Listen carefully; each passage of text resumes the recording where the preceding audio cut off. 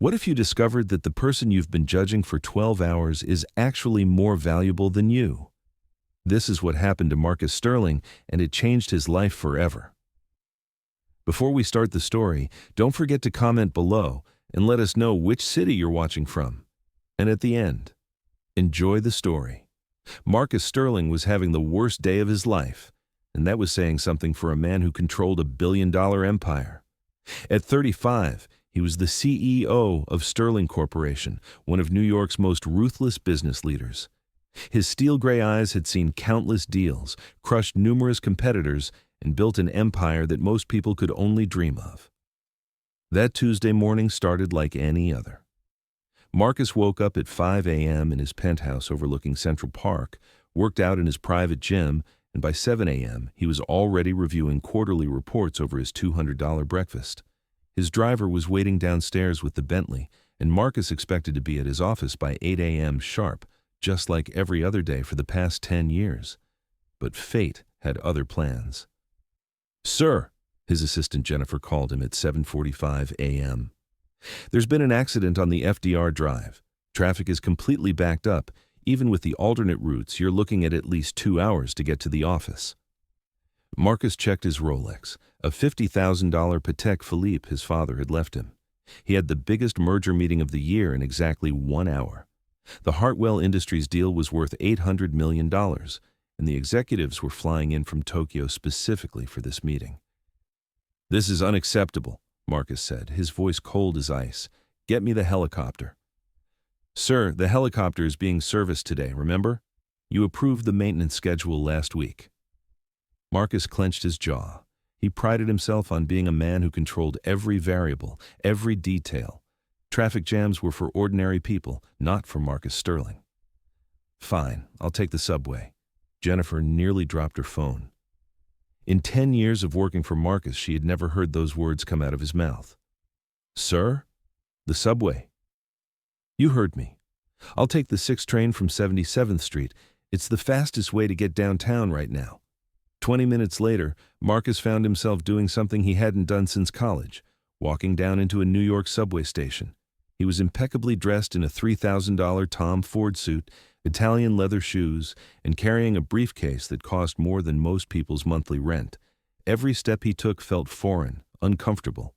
The smell of the subway hit him immediately, a mixture of humanity, coffee, and something he couldn't quite identify but definitely didn't like. The platform was crowded with the usual morning rush hour crowd, construction workers heading to job sites, office workers clutching their coffee cups, students with backpacks, and scattered throughout, people who clearly didn't belong to the working class, the homeless, the down and out, the forgotten members of society. Marcus kept to himself, checking his phone constantly, trying to ignore the chaos around him. He had never been this close to these people. In his world, poverty was a statistic in a board report, not something he encountered face to face. The train arrived with a screech and a blast of air. Marcus pushed his way on, claiming a spot near the door. He just needed to get to Grand Central, then take a cab to his office. 30 minutes max, and he'd be back in his controlled environment. But as the train lurched forward, Marcus noticed something that made his skin crawl. In the corner of the car, hunched over on a seat, was a woman who clearly didn't belong there. Her clothes were dirty and layered, multiple shirts, a torn jacket, worn-out shoes with holes. Her hair was matted and unwashed, and she was clutching a torn plastic bag that seemed to contain all her worldly possessions. She was homeless. Marcus immediately moved away from her, pressing himself against the opposite door. He'd heard about these people, of course. New York was full of them. But he'd never been this close to one, never had to share the same air. It disgusted him. How could someone let themselves fall so far? Where was their pride, their ambition, their basic human decency? The woman seemed to sense his stare and looked up. For a brief moment, their eyes met. Hers were blue, surprisingly clear blue, but filled with a sadness that Marcus couldn't understand and didn't want to. She quickly looked away, hunching further into herself. The train pulled into Grand Central, and Marcus couldn't wait to get out. But as he stepped toward the door, the unthinkable happened. The train jolted to a sudden stop, throwing passengers forward. The lights flickered once, twice, then went out completely. Emergency lighting kicked in, casting everything in an eerie red glow. "Ladies and gentlemen," came the conductor's voice over the intercom, "we are experiencing a technical difficulty.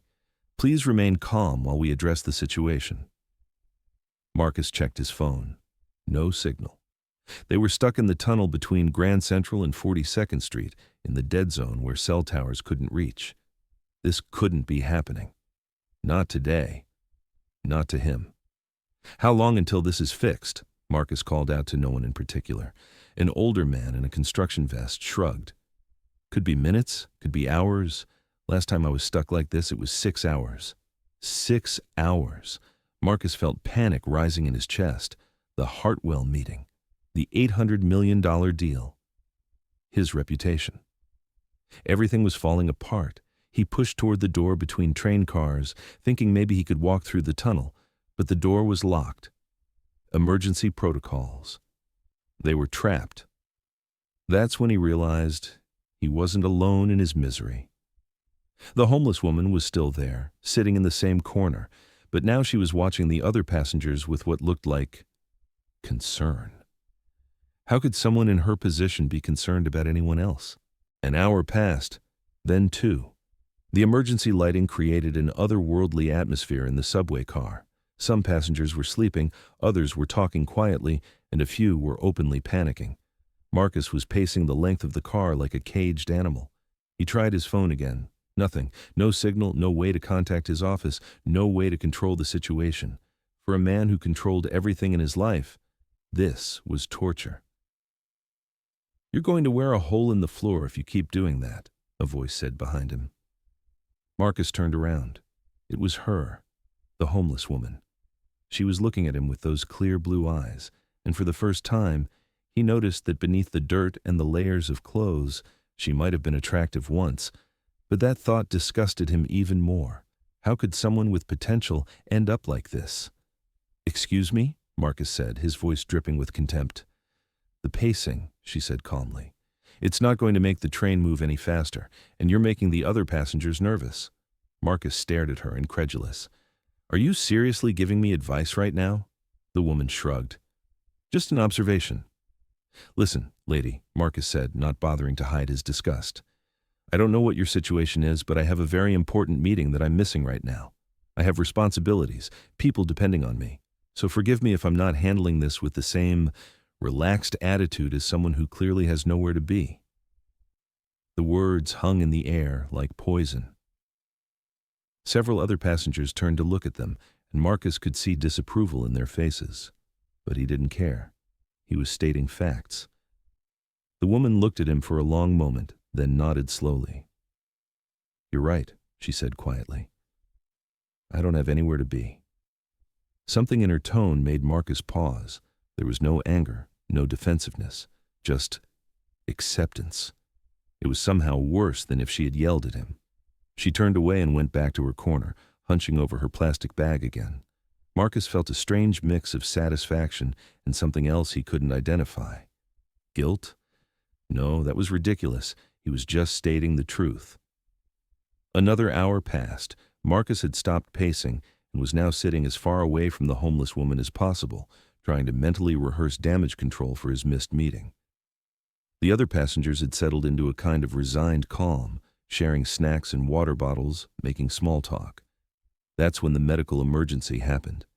An elderly man in the middle of the car suddenly clutched his chest and collapsed. His wife screamed, and chaos erupted. People were shouting, calling for help, but nobody seemed to know what to do.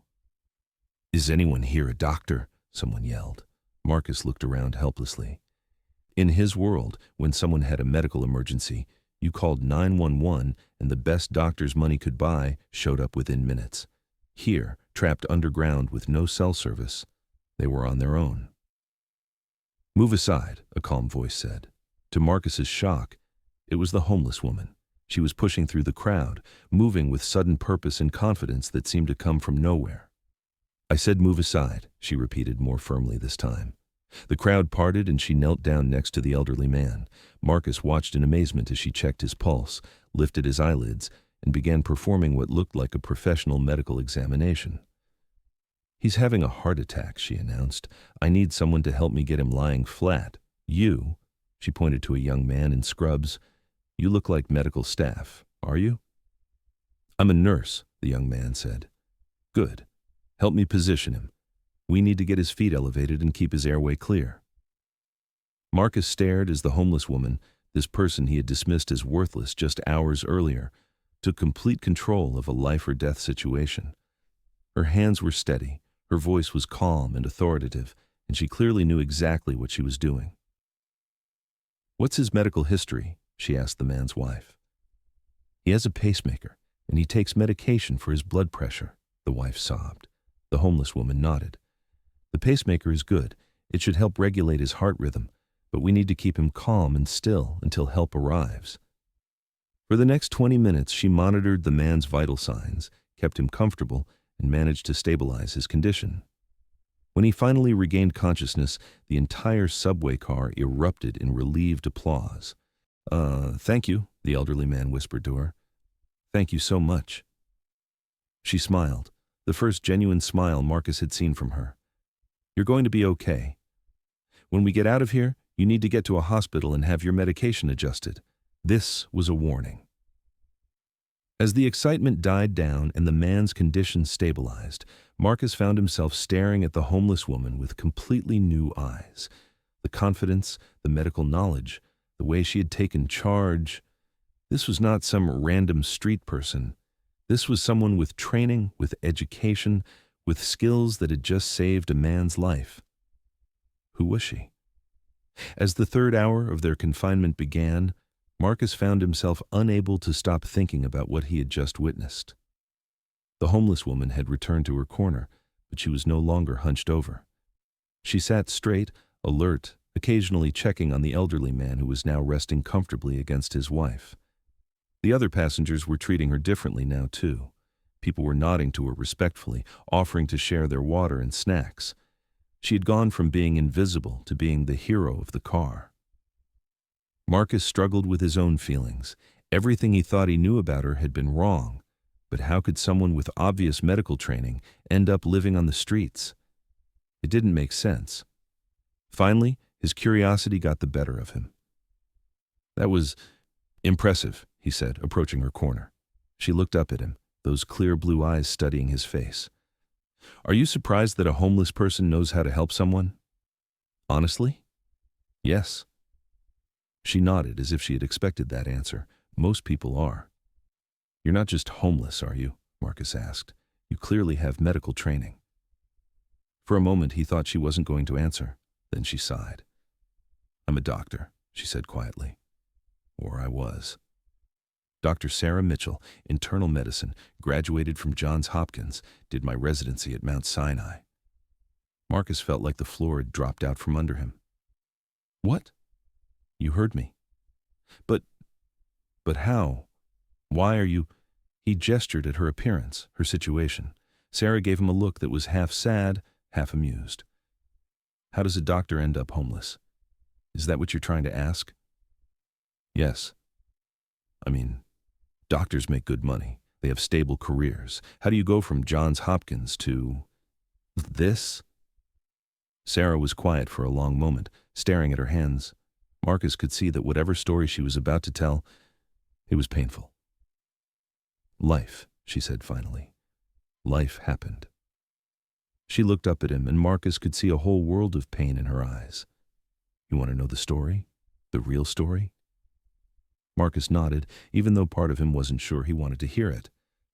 "I was married," Sarah began, "to another doctor. We were both residents, both working insane hours, but we were happy. We were going to have this perfect life together.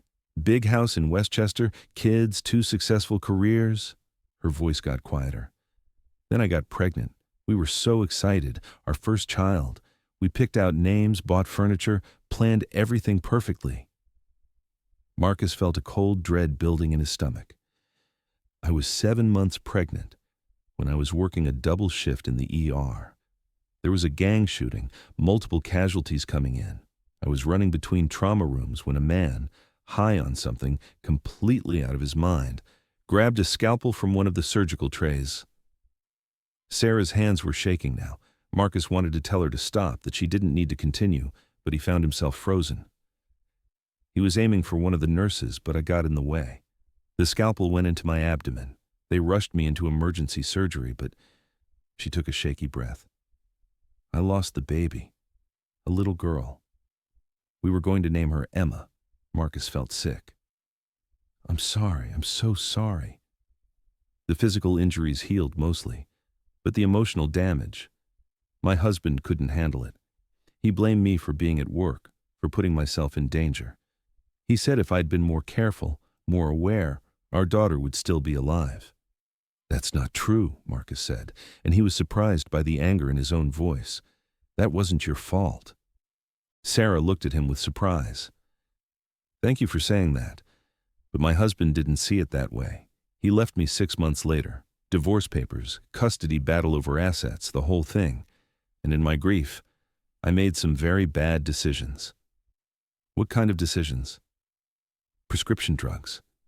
I had legitimate pain medication from my injuries, but when that ran out, well, when you're a doctor, you know how to get more. I told myself I was just managing my pain, my grief. But addiction doesn't care about your education or your medical degree. Marcus was beginning to understand. You lost your medical license. Not immediately. I managed to hide it for almost 2 years, but eventually, I made a mistake. I prescribed medication to myself using a patient's information. They caught me, and that was it. License revoked, malpractice lawsuit, criminal charges. Criminal charges? Prescription fraud. I served 18 months in prison. When I got out, I had nothing. No license, no money, no family, no friends. My addiction record meant no hospital would hire me, even in a non-medical capacity. I couldn't even get a job at a gas station because of my criminal record. Sarah looked around the subway car. I've been on the streets for 8 months now. I stay in shelters when I can, but they're overcrowded. I've been clean for 2 years, but that doesn't matter to anyone. Once you're homeless, you become invisible. People look right through you. She looked directly at Marcus, like you did when you first saw me.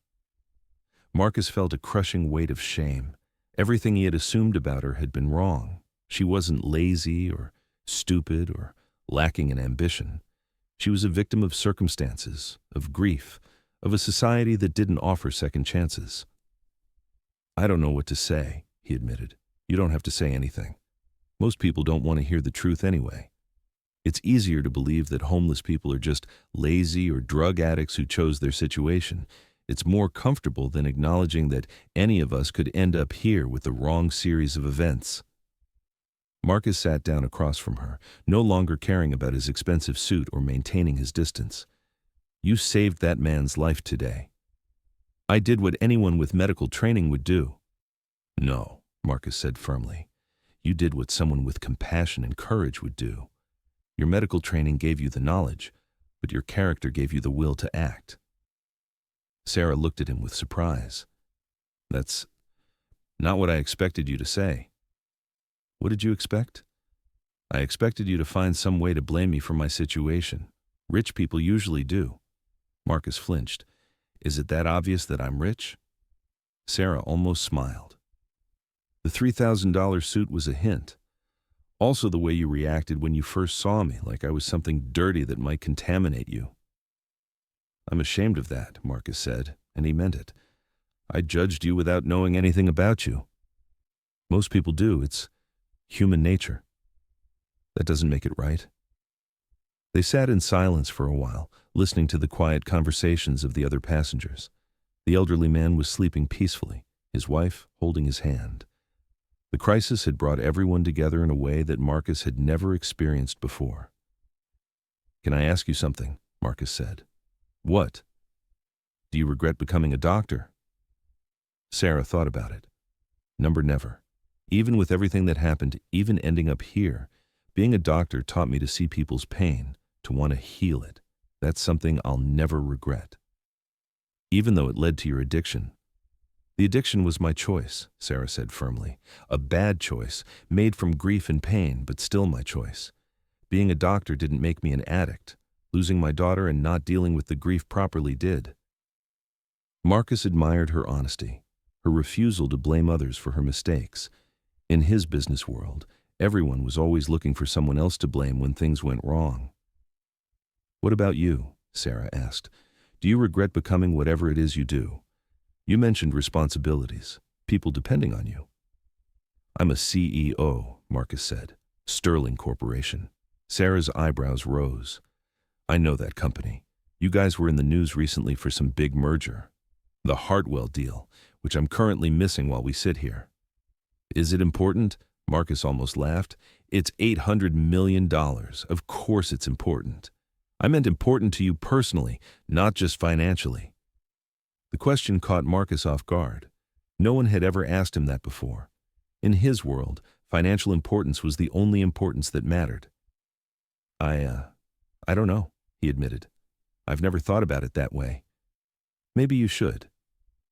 By the fourth hour, Marcus found himself in the strangest situation of his adult life, having a genuine conversation with someone who had no agenda, no desire to impress him, and nothing to gain from him. It was both refreshing and terrifying. "Tell me about your family," Sarah said. They had been sharing snacks that other passengers had offered them, and the atmosphere in the subway car had become almost friendly. "Are you married?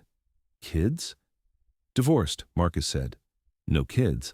My ex-wife said I was married to my work, and she was right." "Do you miss her?" Marcus considered the question. "I miss the idea of having someone. But honestly, I don't think I ever really knew how to be married. I treated it like a business arrangement." "What do you mean?" "Everything had to be efficient, optimized. Date nights were scheduled in my calendar. Conversations were about logistics and planning. I never learned how to just be with someone." "That sounds lonely."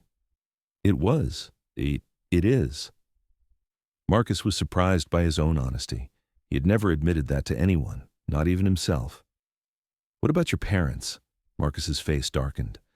"My father was a lot like me, actually. Brilliant businessman, built Sterling Corporation from nothing. But he was cold, distant. Everything was about work, about building the company. My mother left when I was 12. That must have been hard." "I told myself it didn't matter. My father said she was weak, that she couldn't handle the pressure of our lifestyle. He said I needed to be stronger than that." Sarah studied his face. "And you believed him?" "For a long time, yes, but sitting here, talking to you, I'm starting to think maybe she wasn't weak. Maybe she was just human." They were interrupted by the conductor's voice over the intercom. "Ladies and gentlemen, we apologize for the continued delay. We're working with emergency crews to resolve the technical issue.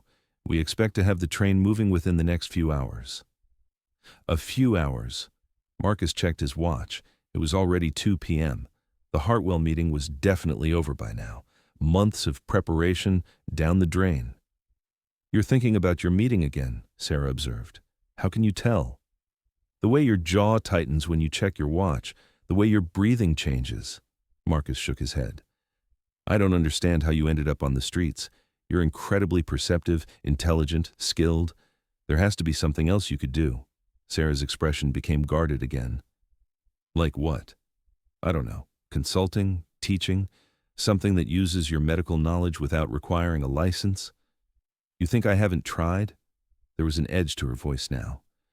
"Do you know what happens when you tell a potential employer that you're a former doctor who lost your license due to prescription fraud?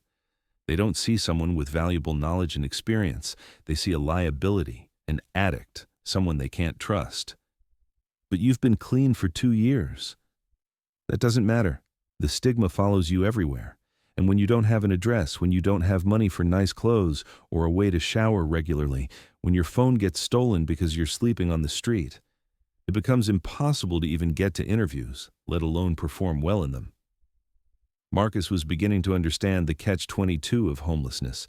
You needed a job to get housing, but you needed housing to get a job. "What about family?" "Friends?" Sarah's laugh was bitter. "My parents disowned me when I went to prison. They're very religious, very conservative. Having a drug addict daughter was not part of their plan. My medical school friends. Well, let's just say that when you fall from grace in the medical community, people tend to distance themselves. They're afraid it might be contagious." That's horrible. It's human nature. People protect themselves and their reputations. I probably would have done the same thing if the situation were reversed. Marcus doubted that. From what he had seen of Sarah's character, he believed she would have stood by her friends. So you have no one? There's a group of people at the shelter where I sometimes stay. We look out for each other. And there are some truly good people who volunteer there, people who see us as human beings instead of problems to be solved. But no family? No close friends? No. The simple word carried so much weight. Marcus tried to imagine what it would be like to have absolutely no one in the world who cared about you, no safety net, no one to call in an emergency. I'm sorry, he said. I can't imagine how lonely that must be. Sarah looked at him with surprise. You're the first person in years to say that. Say what? That you're sorry for my loneliness, not just for my circumstances. Most people, when they hear my story, they focus on the dramatic parts. The lost baby, the addiction, the prison time. They don't think about the everyday loneliness of having no one. Marcus felt a strange warmth in his chest. For what it's worth, you're not alone right now. Sarah smiled, and Marcus realized it was the first genuine smile he had seen from her since they'd been trapped together. Thank you. That means more than you know. By the 6th hour, something fundamental had changed between Marcus and Sarah. The physical space between them had gradually decreased, and they were now sitting side by side, sharing stories and observations about the other passengers and life in general. Marcus found himself genuinely laughing for the first time in months. Sarah had a dry sense of humor and an ability to find absurdity in the most mundane situations. She was also incredibly well-read and knowledgeable about subjects far beyond medicine. How do you know so much about literature? Marcus asked after Sarah had made an insightful comment about a book he mentioned reading. Shelter libraries, she said. When you have a lot of time and not much else to do, reading becomes a refuge. Plus, books are free and no one can take them away from you. What's your favorite book? Sarah thought for a moment. Right now it's Man's Search for Meaning by Viktor Frankl. It's about finding purpose and meaning even in the worst circumstances. Marcus had heard of the book but never read it.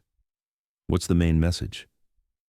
That we can't always control what happens to us, but we can control how we respond to it.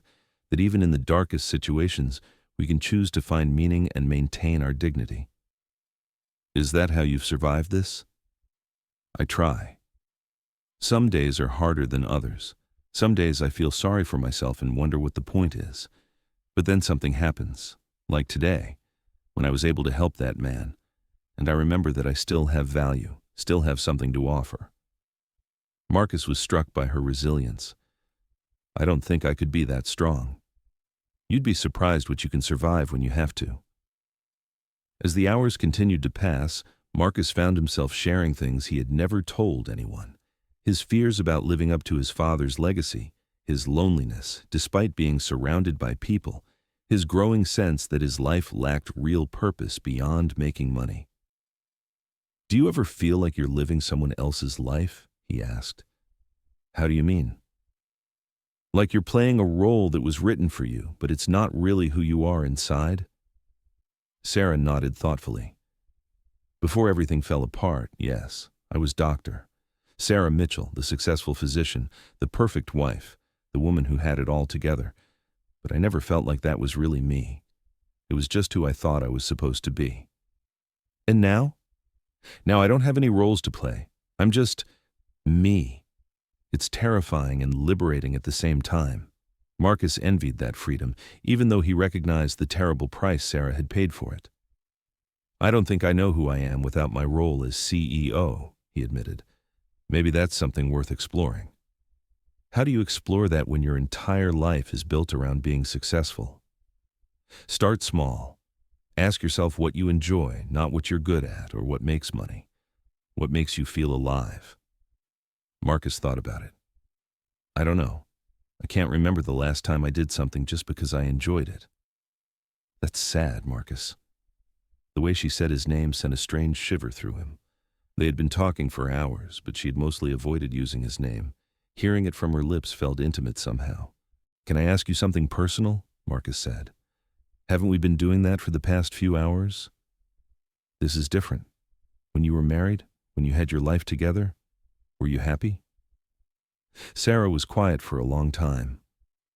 I thought I was, but looking back, I think I was just content, satisfied with checking boxes. Good job, good husband, nice house, plans for a family. I don't think I ever felt true joy. Even with your husband? Even with my husband. We were more like business partners than lovers. We had the same goals, the same timeline, the same plans, but I'm not sure we ever really saw each other as people. Do you miss him? I miss the security he represented. I miss having someone to share responsibilities with. But do I miss him as a person? Number, I don't think I ever really knew him as a person. Marcus understood exactly what she meant. His marriage had been the same way. I think, Sarah continued, that a lot of successful people confuse compatibility with love. We find someone who fits into our life plan, and we call it love. But real love is messier than that. It's about seeing someone's flaws and choosing them anyway.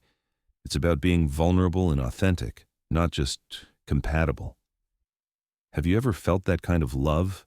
Sarah looked at him with an expression he couldn't quite read. I'm starting to... The words hung in the air between them. Marcus felt his heart rate increase. Was she saying what he thought she was saying?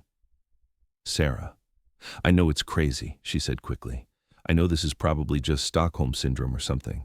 We're trapped together. You're being kind to me, and I'm confusing that with something deeper. But Marcus, these past few hours, I've felt more seen, more understood than I have in years. Marcus stared at her. The homeless woman he had been disgusted by just hours earlier was now the most interesting, most genuine person he had met in years. Her intelligence, her strength, her compassion. She was extraordinary. It's not crazy, he said quietly. I feel it too. The 8th hour marked a turning point. The emergency lighting had dimmed further, casting the subway car in an almost romantic glow. Most of the other passengers were sleeping, exhausted by the day's events. Marcus and Sarah had moved even closer together, ostensibly to share body heat as the temperature had dropped, but really because they couldn't bear to be apart. Tell me about your dreams, Marcus said softly. Before everything happened, what did you want your life to look like? Sarah smiled sadly. I wanted to work in a free clinic, providing medical care to people who couldn't afford it. I wanted to make a real difference, not just treat wealthy patients who could pay for the best care. Why didn't you do that? Medical school debt. When you owe $200,000, you can't afford to work for free. I told myself I'd pay off my loans first, then follow my dreams. But life gets in the way. Marriage, mortgage, keeping up with a certain lifestyle. The free clinic idea kept getting pushed further and further into the future. Do you think you'll ever get back to medicine? Honestly? The system doesn't offer second chances for people like me. But maybe that's okay. Maybe I can find other ways to help people. Like what? I don't know yet, but today, helping that man, it reminded me that I don't need a medical license to care about people's well-being. Marcus was quiet for a moment. What if someone gave you a chance? What if someone believed in you enough to help you start over? Sarah looked at him carefully. What are you saying? I'm saying that I have resources, I have connections. Maybe there's a way to help you rebuild your life. Marcus, no. Sarah shook her head firmly. I can't accept charity from you. It wouldn't be charity, it would be an investment in someone I believe in. You barely know me. I know enough. I know you're brilliant, compassionate, and stronger than anyone I've ever met. I know you saved a man's life today with your bare hands. I know you've maintained your dignity and kindness despite losing everything. Tears started to form in Sarah's eyes. You don't understand. I've been clean for 2 years, but addiction is always there. I could relapse. I could disappoint you. I could take whatever help you give me and throw it away. You could, Marcus agreed, but I don't think you will. How can you be so sure? Because of who you are, because of how you've handled these past 8 hours, because you chose to help that man instead of hiding in your corner, because you're sitting here worrying about disappointing me instead of just taking whatever you can get." Sarah was crying now, and Marcus reached out to gently wipe away her tears. The moment his hand touched her face, something electric passed between them. "Marcus," she whispered. "Yes? I'm falling in love with you." The words hit Marcus like a physical blow. No one had ever said those words to him and meant them. His ex-wife had said them, but it had been part of the script, part of the expected progression of their relationship. This was different. This was real. "I'm falling in love with you too," he said, and realized it was the truest thing he had ever said. They moved closer together, and Marcus could smell her hair, unwashed, but somehow still feminine and appealing. He could see the intelligence in her eyes, the strength in her face, the beauty that existed beneath the surface grime of homelessness. "This is insane," Sarah said. 12 hours ago you looked at me like I was garbage. 12 hours ago I was an idiot who judged people by their appearance and their bank accounts. And now I realize that the most valuable person in this subway car is someone I almost overlooked completely." They kissed then, softly and tentatively at first, then with growing passion. It was Marcus's first real kiss, not the practiced, performative kisses of his marriage, but something genuine and desperate and full of emotion. When they broke apart, both were breathing heavily. "What happens when we get out of here?" Sarah asked. "I don't know," Marcus admitted, "but I know I don't want this to end." "Marcus, you have to understand something. When we get back to the real world, you're going to remember who you are and who I am. You're going to remember that you're a billionaire CEO and I'm a homeless ex-convict. You're going to realize that this was just a temporary insanity brought on by extreme circumstances." "That's not true." "It is true. And when that happens, I want you to know that these hours with you have been the happiest I've felt in years. Even if it doesn't last, even if you go back to your world and forget about me, I'll always have this." Marcus took her hands in his. "Sarah, listen to me. I'm not going to forget about you. I'm not going to go back to my old life and pretend this didn't happen. You've changed me. People don't change that quickly. Maybe they do when they meet the right person." The 9th hour brought the sound they had all been waiting for. Mechanical noises from outside the train, voices calling instructions, the whir of equipment being set up. The rescue was finally beginning. "Ladies and gentlemen," the conductor's voice crackled over the intercom. "Emergency crews are now working to move the train to the nearest station. We should have you out of here within the next hour." A cheer went up from the passengers. The elderly man who had the heart attack was awake and alert, his wife crying with relief. People were hugging, sharing phone numbers, making plans to stay in touch. But Marcus felt a strange sense of dread. Once they got out of here, once they returned to the real world, would everything change? Would the connection he felt with Sarah survive in the harsh light of reality? "You're worried," Sarah observed, "aren't you?" "Terrified," she admitted. "This has been like a beautiful dream. I'm afraid of waking up." "Then let's not wake up. Let's make this real." Sarah smiled sadly. "Marcus, look at me. Really look at me. I haven't had a shower in 4 days. My clothes are dirty. I smell. I have no money, no home, no job. You're going to go back to your penthouse, your Bentley, your billion-dollar company. How is this supposed to work? We'll figure it out. Will we? When was the last time you dated someone who wasn't from your social class?" Marcus thought about it. "Never." "When was the last time you brought someone home who your colleagues might not approve of?" "Never." "Marcus, I appreciate what you're saying, but be realistic. The moment you get back to your real life, you're going to realize how impossible this is." But Marcus was already making plans. "What if I told you I was thinking of making some changes to my real life?" "What kind of changes?" "What if I told you that sitting here with you has made me realize that my real life sucks, that I'm miserable, that I have no real friends, no real purpose beyond making money? What if I told you that you've shown me what I've been missing?" Sarah stared at him. "I'd say you're having a crisis brought on by extreme circumstances." "Maybe. Or maybe I'm having a breakthrough." The train suddenly lurched forward and everyone cheered. They were moving again, slowly but steadily toward the next station. "We're almost out," Sarah said quietly. "This isn't ending," Marcus said firmly. "This is just beginning." But even as he said it, he could see the doubt in Sarah's eyes. And if he was honest with himself, he could feel doubt creeping into his own heart. What was he thinking? How could he possibly integrate someone like Sarah into his world? The train pulled into the station 20 minutes later. Emergency personnel were waiting on the platform: paramedics, police officers, transit officials. The elderly man was immediately taken to a stretcher and wheeled away to an ambulance, his wife beside him. As the passengers filed off the train, Marcus noticed how different everyone looked in the harsh fluorescent light of the station. The magical, intimate atmosphere of the subway car was gone, replaced by the cold reality of New York. And Sarah. In the station lighting, the full extent of her homelessness was visible. Her clothes were more torn and dirty than he had realized. Her hair was more matted. She looked exactly like what she was, a homeless woman. Marcus hated himself for noticing, hated himself for caring. But he couldn't help it. Sarah seemed to sense his thoughts. She had moved away from him as they exited the train, and now she was standing apart from the other passengers, clearly preparing to disappear into the city. "Sarah," Marcus called out. She turned to look at him, and he could see in her eyes that she knew.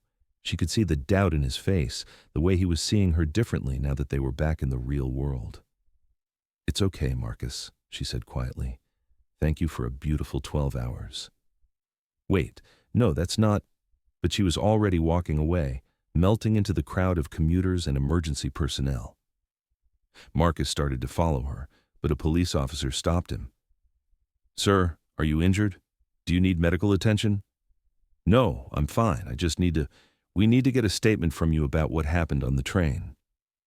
By the time Marcus finished giving his statement, Sarah was gone. Marcus stood on the platform for a long time after all the other passengers had left, staring at the tunnel where the train had been. The whole experience felt surreal now, like something that had happened to someone else. His phone had signal again, and it was buzzing constantly with missed calls and messages. His assistant, his lawyers, his business partners, everyone was in crisis mode over his missed meeting. Mr. Sterling, Jennifer, his assistant, appeared at his elbow, slightly out of breath. "Thank God you're okay. I've been so worried. The Hartwell people are furious. They're talking about pulling out of the deal entirely." "Jennifer," Marcus interrupted, "not now." "But sir, this is a disaster. We need to do damage control immediately." "I said not now." Marcus walked away from her toward the station exit. Outside, his driver was waiting with the Bentley, just as he would be on any other day. Marcus got in the back seat and stared out the window as they drove through the city. Everything looked the same, but something fundamental had changed. The homeless people he saw on street corners, the panhandlers outside restaurants, the people sleeping in doorways. He couldn't look at them the same way anymore. Each one had a story, a history, a series of circumstances that had led them to where they were. Each one was Sarah.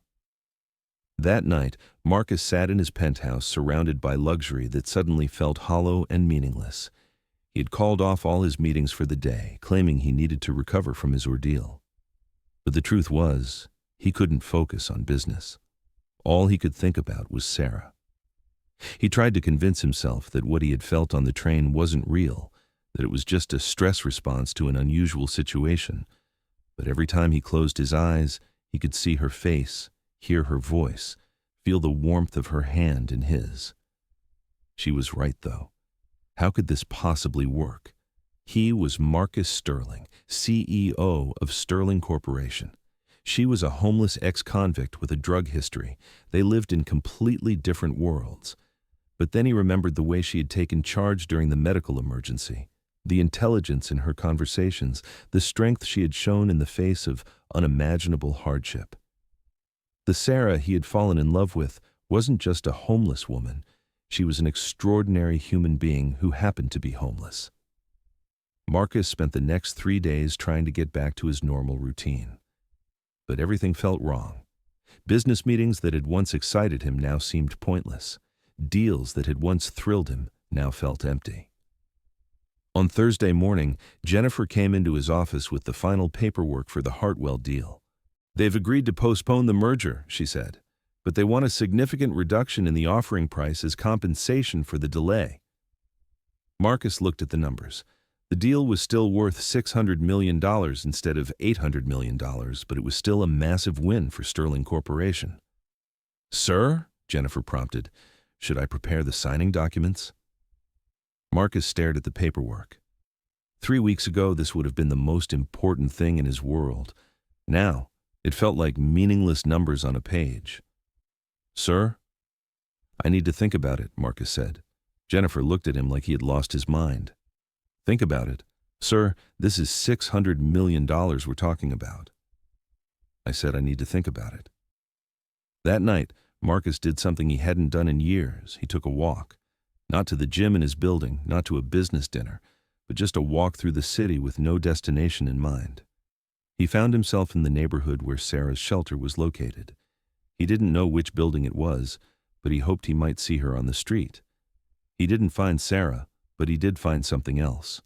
A small medical clinic that provided free health care to homeless individuals. There was a sign outside that read, "Volunteers needed, medical professionals welcome." Marcus stood outside the clinic for a long time, thinking. Friday morning, Marcus made a decision that would have seemed impossible a week earlier. He called Jennifer into his office. I want you to hire a private investigator, he said. Sir? For what purpose? I need to find someone, a woman named Dr. Sarah Mitchell. She's currently homeless, probably staying at shelters in Manhattan. Jennifer looked confused. Is this related to a business matter? It's personal. Sir, I'm not sure that's appropriate. Jennifer, just do it, please. The private investigator, a former police detective named Rodriguez, took the case and promised to have results within 48 hours. Marcus spent the weekend pacing his penthouse, unable to concentrate on anything. Sunday afternoon, Rodriguez called. I found her, he said. She's staying at the Women's Emergency Shelter on East 30th Street. But Mr. Sterling, I have to tell you she's not in good shape. What do you mean? She's been sick, some kind of respiratory infection. The shelter staff says she's been refusing to go to the hospital. Marcus felt panic rise in his chest. Why won't she go to the hospital? No insurance, no money, and apparently she's afraid they'll find out about her medical history and report her to authorities. That's ridiculous. She's not doing anything illegal. Sir, with respect, homeless people don't always trust the system to work in their favor. Marcus was already grabbing his coat. What's the address? The Women's Emergency Shelter was a 4-story brick building in a run-down part of Manhattan. Marcus had driven past this neighborhood countless times but had never really seen it.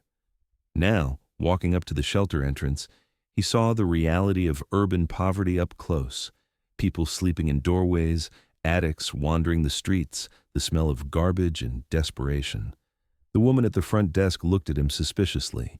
His expensive clothes clearly marked him as someone who didn't belong there. I'm looking for Sarah Mitchell, he said. Are you family? I'm a friend. The woman studied him for a long moment. She's been sick. We've been trying to get her to see a doctor, but she's stubborn. Can I see her? Visiting hours are over at 6 p.m. Marcus checked his watch. It was 7:30. Please, it's important. Something in his voice must have convinced her, because she sighed and picked up a phone. Sarah? There's someone here to see you. I don't know, some businessman. Okay, I'll send him up. Marcus climbed the narrow stairs to the 3rd floor, where Sarah was waiting in the hallway. She looked terrible, pale, thin, and clearly ill, but when she saw him, her eyes widened with surprise. Marcus, what are you doing here? I came to see you. I heard you were sick. You hired a private investigator to find me. Yes, Sarah shook her head. Marcus, you can't just show up here. This isn't your world. Maybe it should be. She stared at him. What does that mean? Can we talk somewhere private? Sarah led him to a small visiting room with plastic chairs and fluorescent lighting. She sat down across from him, wrapping her thin jacket around herself. You look terrible, Marcus said gently. Thank you, that's exactly what every woman wants to hear. Despite everything, Marcus smiled. Even sick and exhausted, Sarah still had her sense of humor. "I've been thinking about you," he said. "Every day since we got off that train."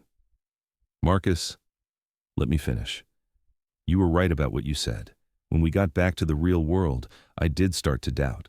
I did start to remember the differences between us. But you know what? The more I thought about it, the more I realized that those differences don't matter. They don't matter to you maybe, but they matter to the rest of the world. Then maybe I need to care less about what the rest of the world thinks." Sarah coughed, a harsh sound that made Marcus wince. "You're having a midlife crisis, Marcus. In a few weeks you'll remember who you really are, and this will all seem like a crazy dream." "You're wrong." "Am I? Have you told anyone about me? Your friends, your colleagues, your family?" Marcus was quiet. "That's what I thought," Sarah said sadly. "It's not that I'm ashamed of you." "Isn't it?" Marcus felt a stab of guilt because there was some truth to what she was saying. He hadn't told anyone about Sarah because he knew they wouldn't understand. They would think he had lost his mind. "Okay," he said. "Maybe you're partially right. Maybe I'm worried about what people will think, but that doesn't mean my feelings for you aren't real." "Marcus, look around you." Sarah gestured at the shabby visiting room, the sounds of the shelter around them. "This is my reality. Can you honestly tell me you can see yourself as part of this world?" Marcus looked around the room, really seeing it for the first time. The peeling paint, the smell of disinfectant and desperation, the sounds of people living on the very edge of society. "No," he said honestly, "I can't see myself as part of this world." Sarah nodded sadly. "I didn't think so." "But," Marcus continued, "I can see you as part of my world." Sarah stared at him. "What?" "I want to help you, Sarah. I want to help you get back on your feet, get clean housing, maybe find a way back into medicine. I told you I can't accept charity."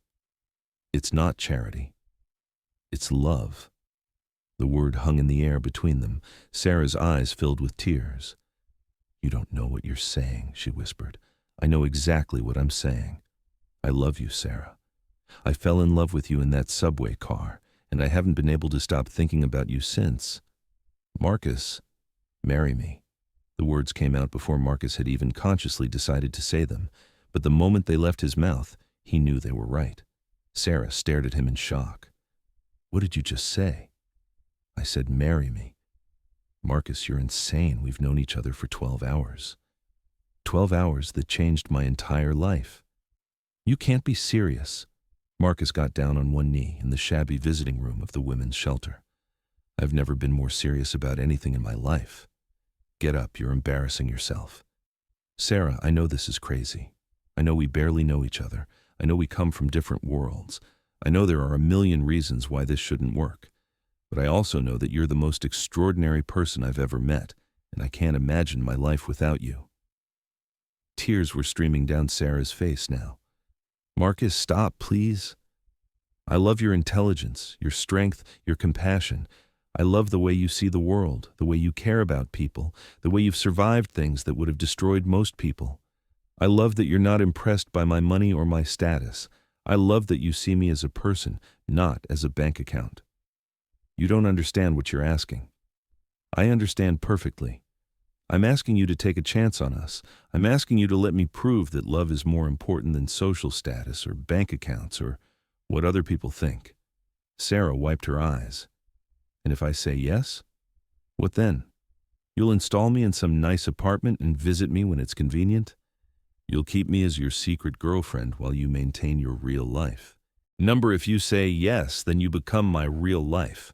You become the most important thing in my world. Your friends will think you've lost your mind. Probably. Your business colleagues will question your judgment. Maybe. The media will have a field day with the story of the billionaire CEO who married a homeless ex-convict. I don't care." Sarah studied his face, searching for any sign of doubt or deception. "You really mean it, don't you?" "I really mean it. Marcus, I don't have anything to offer you. I have no money, no home, no job. I have a criminal record and a history of addiction.